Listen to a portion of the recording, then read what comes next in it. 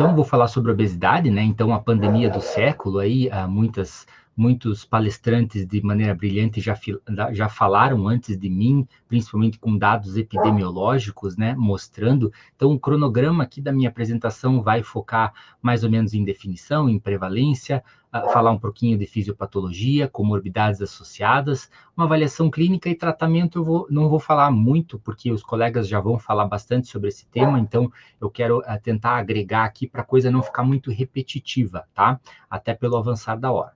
Então, a obesidade, ela é uma doença crônica, tá? Não tem cura, ela tem controle, progressiva. Se você deixar, ela vai rolando igual uma bola de neve, recidivante. Então, se você para de tratar, ela volta rápido, associada a múltiplas comorbidades, mais de 200 comorbidades, resultante de um balanço energético positivo persistente. Então, ela se manifesta num ambiente de superávit energético, com forte fundo poligênico, que se manifesta em um ambiente obesogênico. Então, o que você faz a cada 24 horas da sua vida, vários fatores, tanto da biologia do indivíduo, quanto do ambiente, e complexa, portanto, né, de difícil tratamento e de necessidade multidisciplinar, porque a gente tem que unir forças aí, cada um, digamos, no seu quadrado, né, para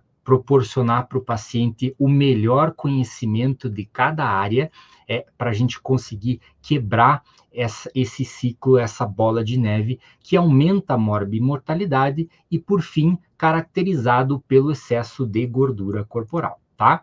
Então, os slides aí, esse slide ele tinha uma apresentação por trás. Eu acho que ele tinha uma animação e o primeiro mapa gráfico ali visual era de 1975, que as cores ali elas estavam bem abaixo de 5% na maioria dos países, e depois aparecia em cima ali de 2020 o mapa muito mais prevalente, né, a obesidade, de maneira que ela desde 1975 ela praticamente triplicou. Isso já foi dito. Então até 2030 aí teremos 1 bilhão de pessoas com obesidade, 18% da população mundial, isso com IMC acima de 30, né? Isso tanto em homens quanto em mulheres. As mulheres sofrem mais com essa doença.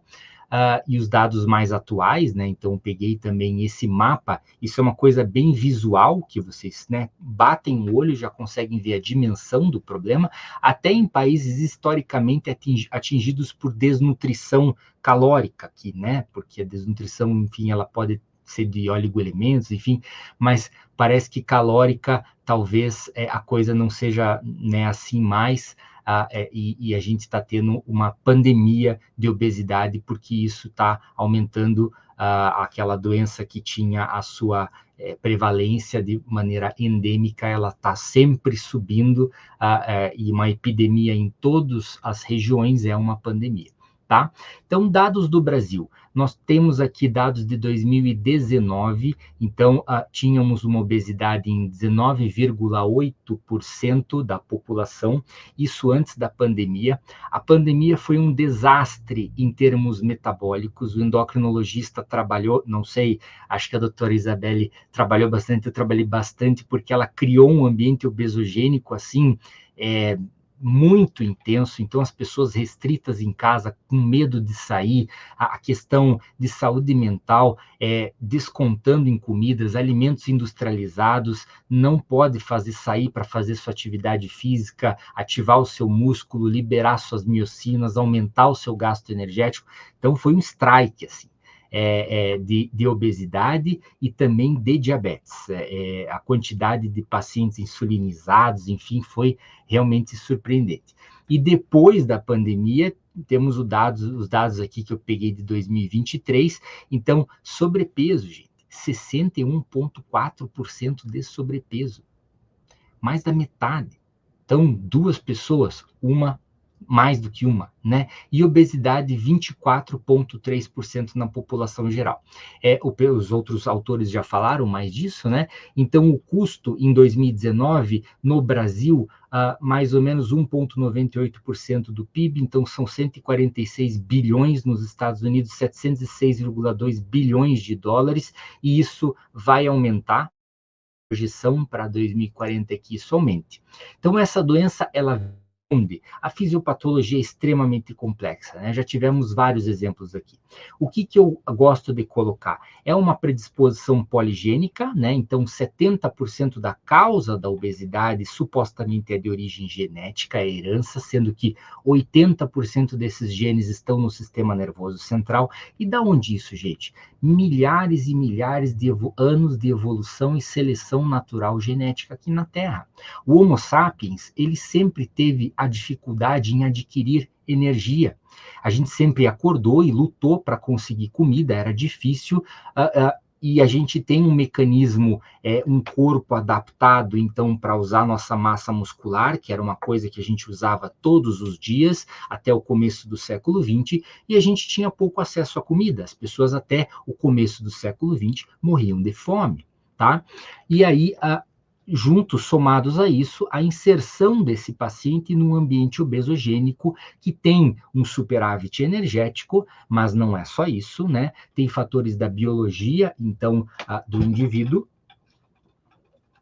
Então, a genética aqui, a epigenética, que já foi falado, a ritmicidade circadiana, os relógios internos, esse desacoplamento de ingesta energética com ritmicidade circadiana, medicações que podem fazer ganho de peso e eventualmente podem ser trocadas por outras que têm uma neutralidade de peso, essa ciclagem de peso que faz com que o nosso organismo entenda que ele, a cada ciclagem ele deve defender o peso mais alto, essa questão do tecido adiposo também, que eu vou mostrar, doenças de saúde mental, onde o paciente usa o alívio o prazer da comida como alívio para o estresse psíquico que ele passa, restrição de sono, muito importante, então quem tem um sono ruim ingere em média, apesar de aumentar seu gasto energético, ingere em média 200 calorias a mais do que uma pessoa que tem um sono bom,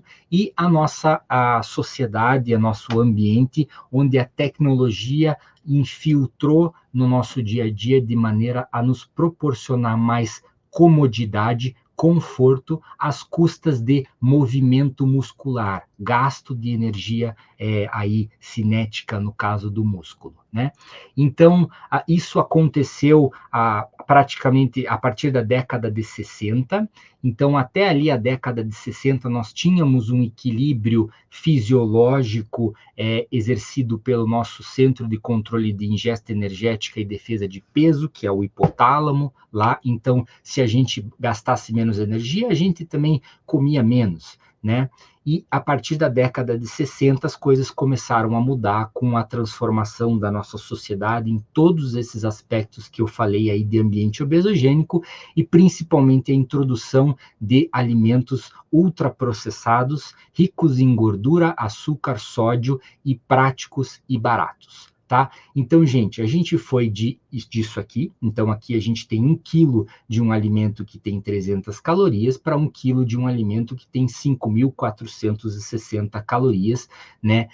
Isso, 10% desse alimento dá quase o dobro de energia aqui. Então, você poderia comer 2 quilos desse alimento. Só que isso é muito mais barato, isso é muito mais prático, isso é muito mais disponível. Você vai lá abastecer o seu carro no posto de gasolina. Na hora de pagar, tem uma pera?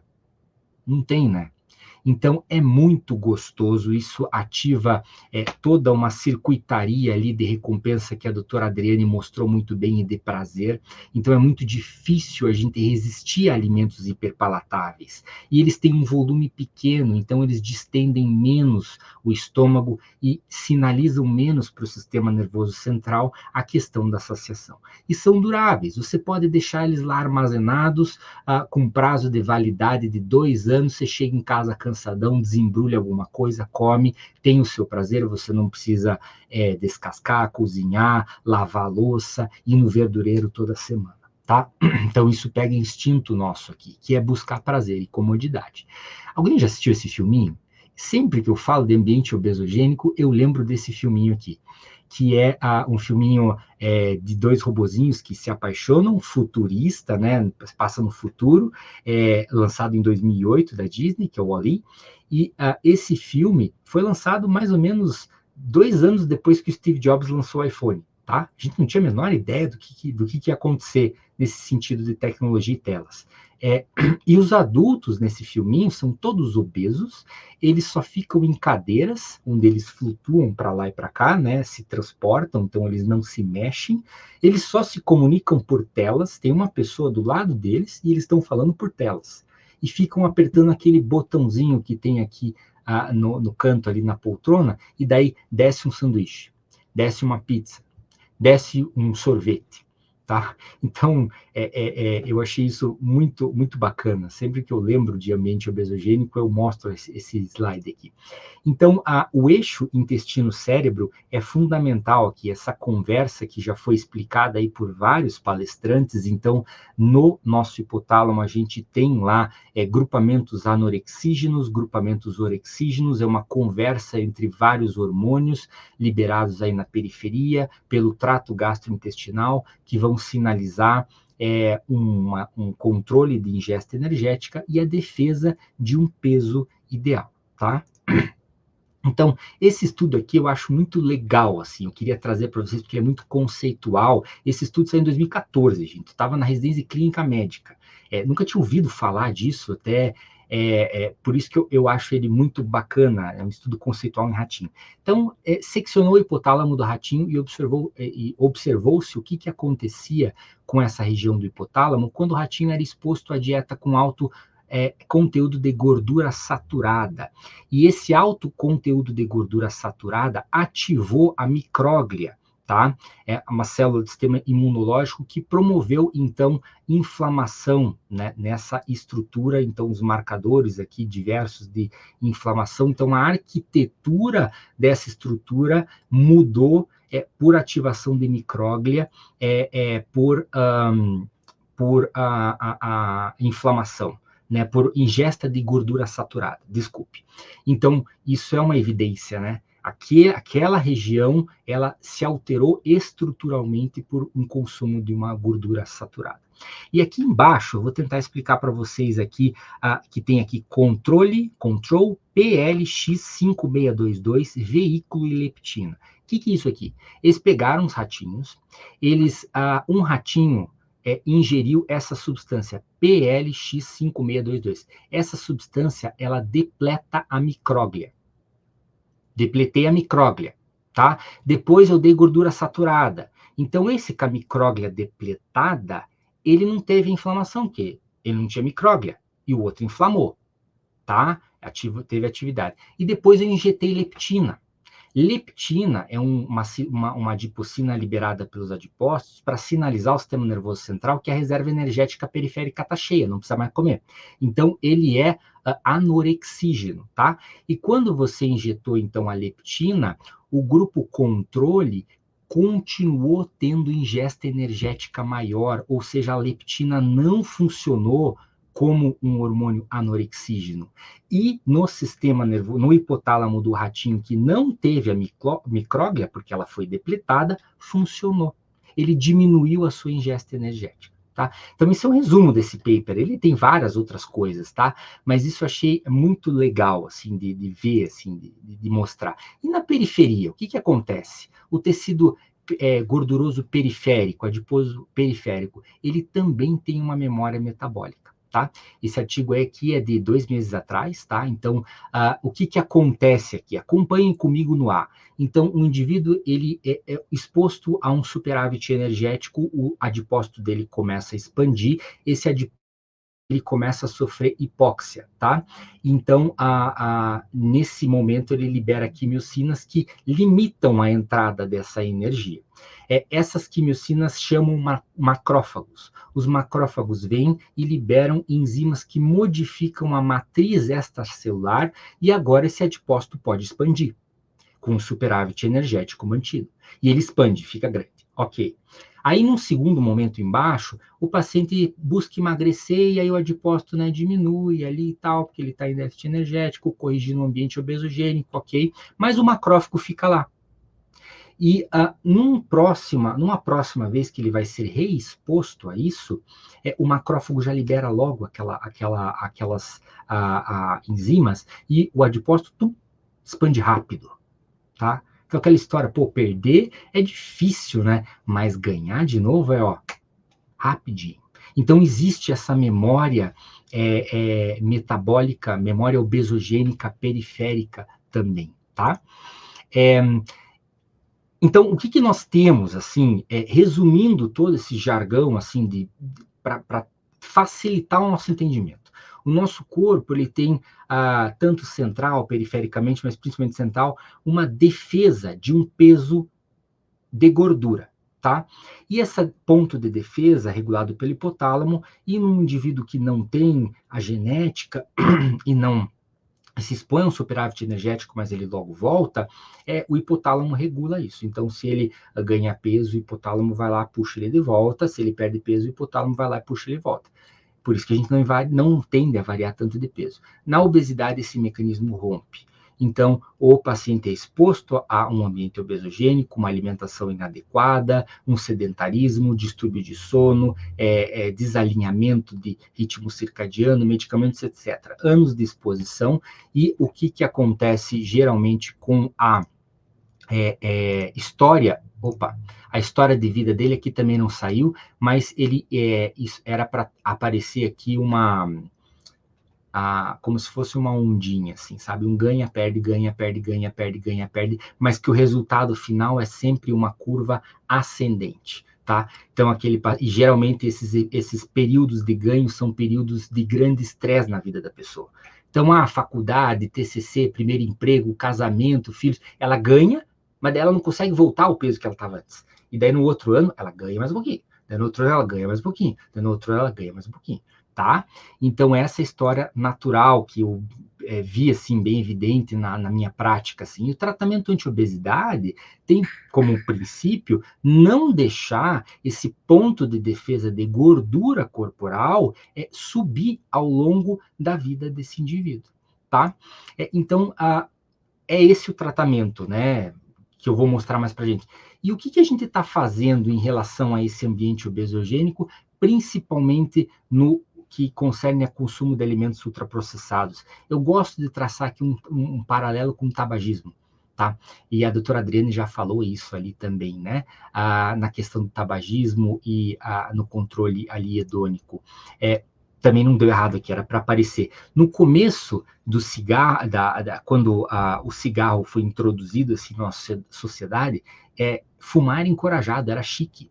Vocês vão pesquisar e encontrar, inclusive, cigarros sendo propagandeados, né, como cura para doenças pulmonares. Aqui atrás tem "More doctors smoke Carson than any other cigarettes". Médicos faziam propaganda de cigarro, tá? Até a gente descobrir todo o malefício que isso fez para a nossa sociedade. Então, isso partiu de campanhas públicas, né? Várias campanhas públicas. Isso aqui é no Reino Unido, uma linha do tempo em que mostra que não dá para parar isso. Quando você parou de colocar uma campanha pública ali desencorajando isso, a taxa subiu um pouquinho. E aí ela voltou a cair, de modo que a gente hoje vê o cigarro taxado e com aquela tarja preta, etc. e tal. Então, o que a gente está fazendo aqui? Bom, começamos, né? Essa fotinho que eu tirei quando fui para o México, lá eles colocam excesso de calorias. Aqui a gente não colocou isso, né? Aqui a gente colocou açúcar e gordura. Essa é a combinação maligna, né? Claro, mas eu acho que valeria a pena também colocar as calorias. E o diagnóstico disso? Bom, o IMC também vocês já sabem, aqui também desconfigurou. Eu só vou lembrar que para idosos é até 27, o idoso tem um pouquinho mais de gordura corporal, e para asiático também muda, tá? Então, até 23 ali, 24 a 25 já é sobrepeso, e obesidade é 25 deixa eu colocar esse aqui, só para eu não falar bobagem para vocês. Então, entre 23 e 24,9 sobrepeso ou pré-obeso, e 25 a 29,9 já é obesidade aí para indivíduos de etnia asiática, tá? Deixa eu voltar aqui também. Então, esse consenso aqui eu acho também muito legal, né? É um consenso sobre circunferência abdominal, um artigo publicado na Nature, é o primeiro, né, consenso sobre circunferência abdominal, e os autores colocam que isso deveria ser um sinal vital. Isso deveria ser feito em toda consulta, para a gente identificar o paciente que deposita gordura no lugar errado, onde essa gordura é pior para o metabolismo, que é a gordura visceral. Tá? E eu acho legal que ele estratifica a circunferência abdominal de acordo com a classificação do IMC, que é mais interessante do que aquela antiga da síndrome metabólica. Tá? Então, isso mostra um paciente que geneticamente é predisposto, quando exposto a superávit energético, ele apresentar um tecido adiposo disfuncional e um depósito, digamos, não saudável de gordura no corpo. Tá? Então, isso vocês veem nessa tomografia, né?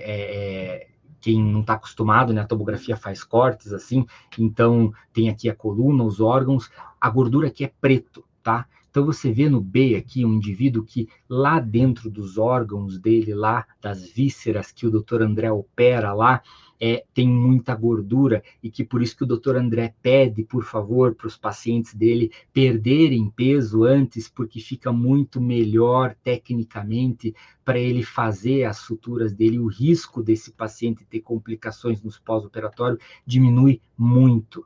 Tá?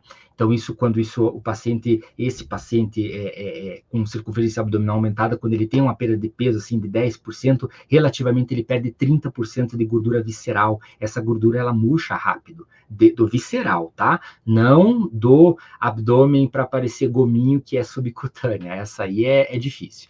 Então, esse outro conceito aqui eu também trago para vocês, de obesidade metabolicamente saudável, que saiu há 2 meses atrás, também na Nature. Então, ele questiona o banco de dados, ele compara fatores de risco cardiovascular e ele questiona o que seria um obeso metabolicamente saudável. Seria um obeso que não tem os critérios de síndrome metabólica? Não.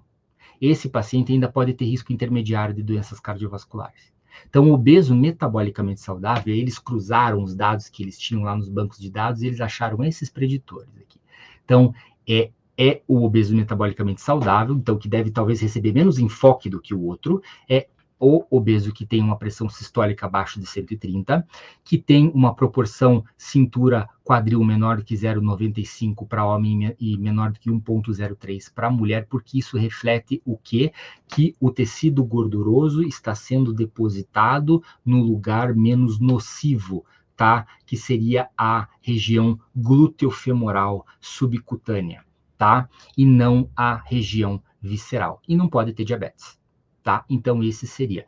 Esse obeso metabolicamente saudável, ele não tem risco? Não, ele tem. Ele tem, e em cerca de 10 anos, 50% deles evoluem para ser obesos metabolicamente não saudáveis, tá? Então, ele tem sim que receber o tratamento, mas não tanto quanto os outros que não têm esses critérios. Tradicionalmente usados para síndrome metabólica. Então, a gente vê, né, outros métodos de densitometria, de bioimpedância. Eu vejo que isso tem uma utilidade mais de engajar. Desculpe no tempo, gente, eu começo a me empolgar aqui, por favor, vocês me deem um toque, tá?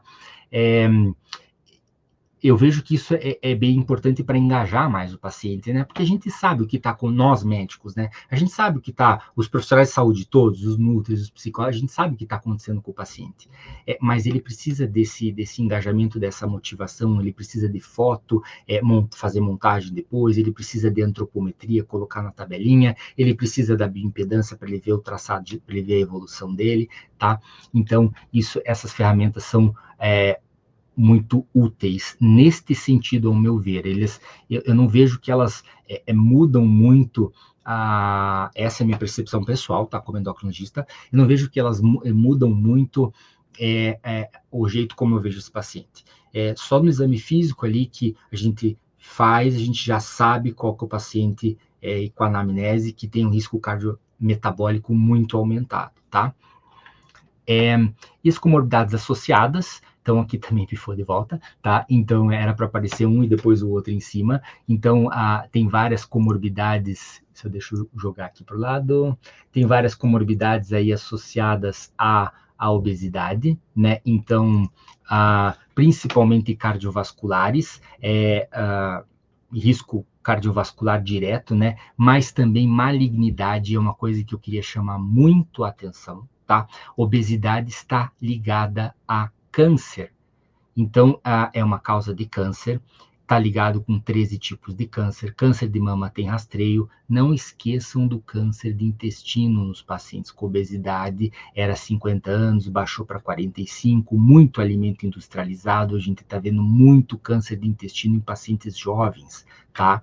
Então, a obesidade é um estado microinflamatório crônico e isso aumenta bastante o risco de câncer. Tá?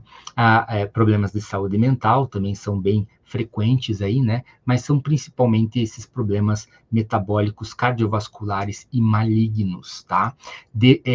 Esse artigo do Lancet também é um artigo aí de agosto, agora, em que ele coloca, né, a obesidade, o estigma, a discriminação, complicações mecânicas. Então, o Pickwick, né, a síndrome da hipoventilação, lá relacionada à obesidade, à osteoartrite, a doença do refluxo, que inclusive quando a gente começa na aula do GLP-1, a gente já avisa, ó, vai piorar, tá? Depois melhora porque você vai reduzir a pressão ali, mas vai piorar. Incontinência urinária, apneia do sono, complicações metabólicas. Então, hoje a doença Metabolic Associated Steatotic Liver Disease é a doença hepática mais comum do mundo e a gente não tem muita dúvida que ela vai aí ultrapassar todas as causas como causas de cirrose e fila de transplante, que ainda, já que a gente já tem tratamentos muito avançados para vírus C, e complicações de comportamento, tá? E tudo isso diminui a qualidade de vida e o bem-estar social desse indivíduo.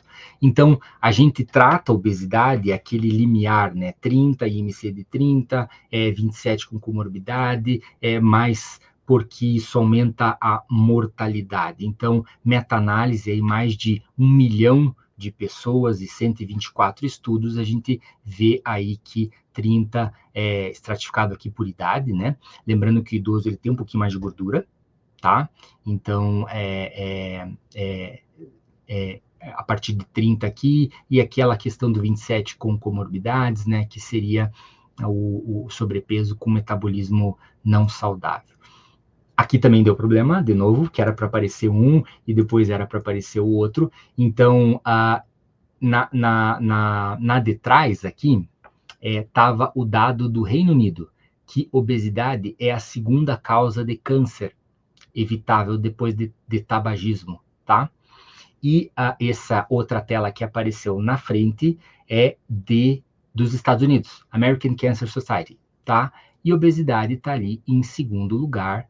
Então, tanto no Reino Unido quanto nos Estados Unidos, a obesidade está em segundo lugar como causa de câncer evitável, tá? E o tratamento, que eu vou só dar uma pincelada, que tem colega que vai falar só disso aí, eu vejo isso aqui. Eu coloco essa pirâmide sempre para o paciente, tá? Então, aqui a gente tem pilares, né, que são negociáveis, não adianta fazer um só, tem que fazer tudo junto. O efeito disso é exponencial. 2 mais 2 aqui não é igual a 4, é igual a 8, mais 2 é igual a 16, tá? Então, um profissional da educação física para estimular esse paciente, fazer ele entender que o corpo dele precisa da ativação da massa muscular numa intensidade, num volume, para liberar miocinas, enfim, para melhorar o metabolismo dele, e ele tem que fazer aquilo que se encaixa na rotina dele, né? Então, uma pessoa que trabalha em 2 turnos, que tem obrigações domiciliares, ela vai ficar lá um tempão fazendo isso. Não, tem que ter outra estratégia, tá? Mas 20 minutos, faz 20 minutos. Vai ali e tal, fica subindo e descendo escada do teu apartamento. Pô, né? Na pandemia eu orientei vários pacientes a fazer isso. Você mora em apartamento? Mora. Então você faz o seguinte, fica subindo e descendo escada por meia hora. Isso é difícil, sua. tá? Alimentação saudável, hipocalórica, com restrição calórica, então o nutricionista vai fazer esse processo de educação alimentar. Mudança de hábito, isso é bem difícil, tá? Então o psicólogo aí vai ter muito trabalho, endocrinologista ali no tratamento anti-obesidade, o cirurgião bariátrico na cirurgia. Tem pacientes que chegam que, gente, realmente super obesidade, né? IMC acima de 50. IMC, essa semana eu atendi um paciente com IMC de 58 e na semana passada um de 62. Difícil, né? Então, aqui a gente precisa aí de um tratamento mais agressivo, né? A cirurgia bariátrica tem, sim, com certeza, o seu papel aí. E uma coisa que eu queria colocar, isso é um dado de publicado em 2016, né? Então, 46% naquele artigo das pessoas tinham indicação para tratamento anti-obesidade farmacológico. Só 2% dessas pessoas recebiam tratamento. E com diabetes tipo 2, já 86% das pessoas que tinham esse diagnóstico recebiam tratamento. Então, a gente tem muito ainda a avançar em estigma relacionado à obesidade. Eu tenho as minhas teorias, assim, de por que o público tem uma resistência tão grande, às vezes, de tratamento farmacológico anti-obesidade, fórmulas, enfim, que estão na memória aí do público, que foram usadas no passado, quando numa época a gente não entendia quase nada de obesidade, que faziam os pacientes ficarem muito maus, né? E isso tem uma resistência. E esse estudo também é clássico, né? Então, ele foi feito com sibutramina, mas a gente mostra isso, né? Então, para enfatizar semanas, os ensaios clínicos randomizados, trabalhar a questão da expectativa para ela não gerar uma frustração, né? Velocidade de perda de peso esperada, duração do tratamento, 52 semanas, tá? Nesse estudo aqui, nos outros estudos eu vejo bastante gente comprando tirzepatida e gastando fortunas com tirzepatida. Vocês viram quantas semanas de uso de tirzepatida? Então, façam a conta, tá? E aqui uma informação importante. O pior resultado é quando o paciente só usa o remédio. Tá? Claro que a gente tem remédios agora muito mais potentes, né? Por isso que isso está acontecendo. Mas a gente tem que lembrar disso, né? Que o tratamento sempre é combinado, tá? Então, gente, era isso que eu queria falar para vocês aí. Obrigado pela atenção, muito obrigado aí, e estou à disposição.